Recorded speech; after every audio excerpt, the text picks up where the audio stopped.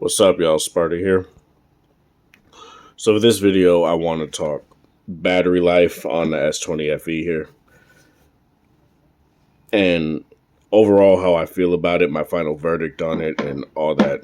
So, I guess I could just run down the basic specs here and talk about, you know, how that will affect the overall battery life. So, it has a Snapdragon 865, 6 gigabytes of RAM, a 4500 milliamp hour battery, a 1080p Super AMOLED panel with 120 hertz. Now it's a dynamic 120 hertz, so it'll pick and choose when it wants to go 120. For the most part, it stays at it or stays at a higher refresh rate. Overall, it never really drops to 60, but it's not like, say, I think the S20 the I think the S20s had just 120 or not 120, whereas like the Notes, this had like the Note 20 Ultra, this has a dynamic 120 hertz panel.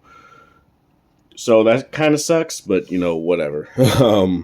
Save battery life, I guess, which is totally fine. So I'm gonna say this right now. This is not gonna be a V60 competitor. It just isn't. Like, the V60 has a 5,000 milliamp hour battery, while this has 4,500. You would think that it would at least be close, right? But in my testing, what I got was straight YouTube videos. I was able to get like 8.5 hours of screen on time. My gaming, say Seven Deadly Sins or like King of Fighters All-Star, what I would typically get with Seven Deadly Sins. I think there was one day where I got 6 hours. Let me actually see if I took a screenshot. I tend to forget. Tend to forget to.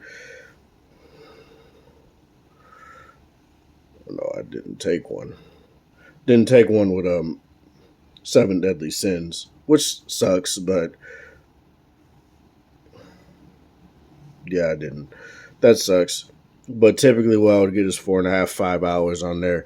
And on here with King of Fighters All-Star, and let me lower the ISO here real quick. King of Fighters All-Star, 5 hours and 4 minutes. Now that's really nice. That's really good. The V60 can get 6 hours, 21 minutes when it comes to that game.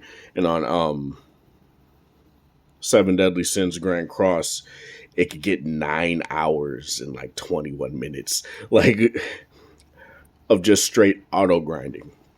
And keep in mind, these aren't like, say, 2D sprite games. These are fully rendered 3D, very well animated, at their highest settings games. And it's just really nice. Typically what I do when it comes to, say, King of Fighters All-Star in particular is I'll just load up on energy if I already don't have energy, a lot of energy.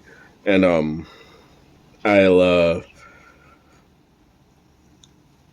go to 99 from like grind, like say the experience capsule dungeon or whatever.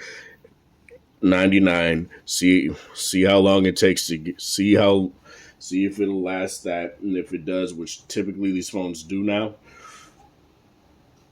it'll go down to it'll probably go down to like 60 to 50% from 100%. Then if it does that well, then I'll load up on more energy. If I already don't have enough to do at least 50, I'll load up on more energy and maybe try another 99 round run on it, right? And loads of characters come up, loads of enemies come on the screen. There's loads of effects. There's loads of like, like it's a King of Fighters, so there's a bunch of projectiles and all that stuff. It is a demanding game, and it runs at 60 for the most part. And I've never really seen it drop frames on this phone or any other phone, really. So it's very well optimized. And like I said, 5 hours and 4 minutes. To me, that's very good. I'm not trying to say that's bad. It beats out, say, the G8, where the G8 can only do like 2.5 hours.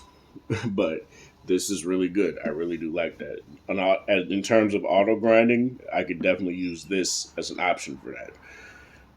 Seven Deadly Sins is also the same thing. Now the V60 obviously will be better, but yeah, and it's it gets like 4.5 5 hours, and that's really nice on here too. I do the same thing. I have a whole bunch of energy, so I just go into like say the EXP dungeon and I grind that until the phone is at least on 10% or 5% sometimes, and then I stop and then I see how long it taken. It took, and that's what I do. And no phone has died while doing it really, unless I end up falling asleep. But yeah, it's been really nice.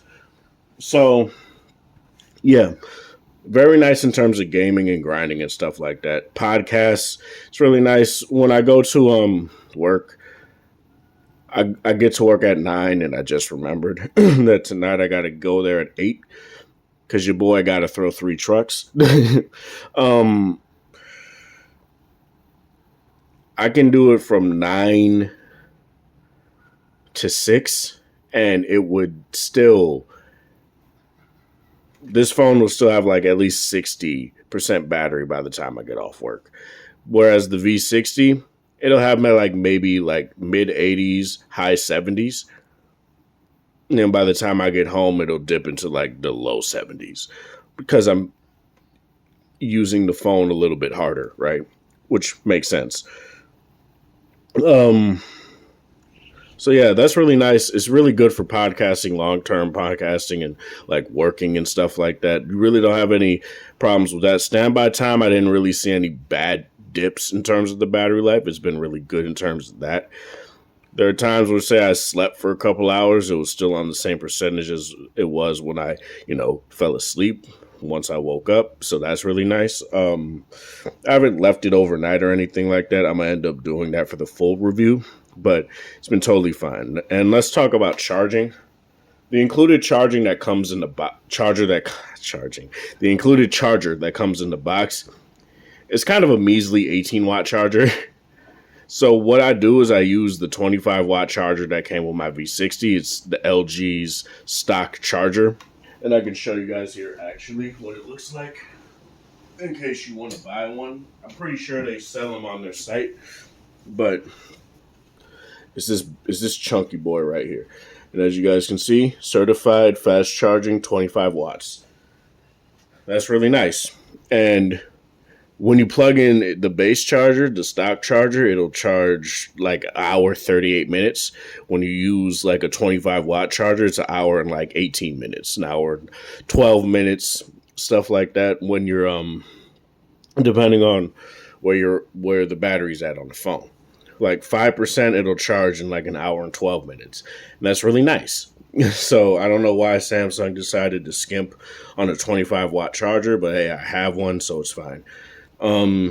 So as Flossie Carter would say, this is indeed a shit shower and shave phone. I don't really have any issues with that. Like it doesn't hold a charge very well when you first take it off the charger. The V60, when I take it off the charger, it'll stay on 100% for a good amount of time. Like say for a couple hours. And then by the time I get to work and I start using it, then I was like, okay, I'm going to dip a little bit. That's just the nature of fast charging. That's what it does. Not that it's degrading the battery, but it's topping up to 100 fast, but it doesn't necessarily keep 100% for that long. The V60 does it. The iPhone definitely does it as well. This phone doesn't really do it. It's typical Samsung issue things where the moment you take it off the charger and leave the house, I'm on 99%. Like it's the same problem I had with my Note 5, my Note 8, my S7, my S6, my Note 10. My Note 10 wasn't that bad, but it would do it as well. But in terms of that, it's totally fine. I don't bring the charger with me at work, so I don't have any issues with that. And that's the main thing that's important, is that I don't have to bring my charger. At the end of the day, that's what matters. So like over an 8.5 work day or work night rather, That's really nice. And that's all I really want to say about this. Let me know in the comment section below what you guys feel about this. Um, this is Sparta. Thank you guys for watching. Thanks for the support. Hope you guys have a wonderful Sunday or whatever time it is, day it is in your area. Have a good one.